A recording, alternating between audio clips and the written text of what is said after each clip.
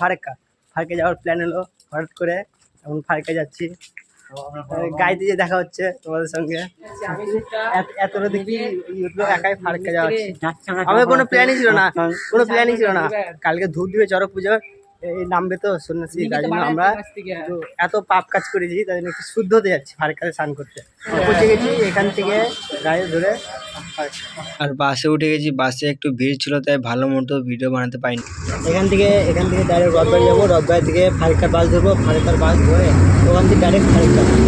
আর এখান থেকে যাচ্ছি রথবাড়ি, এখান থেকে তোমার ডিসকমার থেকে রথবাড়ি মাত্র 10 টাকা ভাড়া। আর এদিকে বাইরে পাওয়া সুন্দর একটা ভিউ দেখাও, দেখাও। গরমের দিনে জানালার সামনে বসা মানে রোদের সঙ্গে লড়াই করা।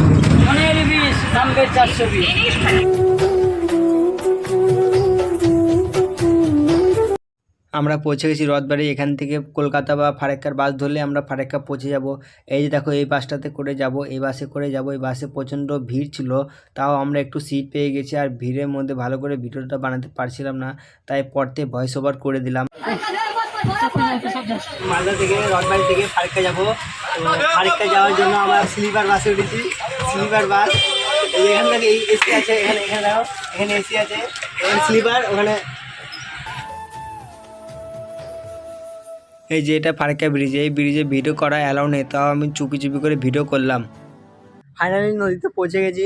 এখন সবাই স্নান টান করবো, স্নান করে বেরিয়ে যাবো। এই নদী, ফারাক্কা নদী কতটুকু না, এদিকে একটা ব্রিজ হচ্ছে, এই সাইডে একটা ব্রিজ হচ্ছে এদিকে, তাই ওদিকে জলগুলো বন্ধ করে রেখেছে।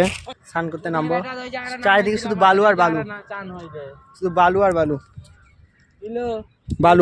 মিস্ত্রি উঠাও তো, বালুগুলো উঠাও, দেখো বালুগুলো উঠাও, শুধু বালু আর বালু। সামনে নামবো, সামনে স্নান করতে। প্রচন্ড জল আছে এখানে, শুধু বালু আর বালু।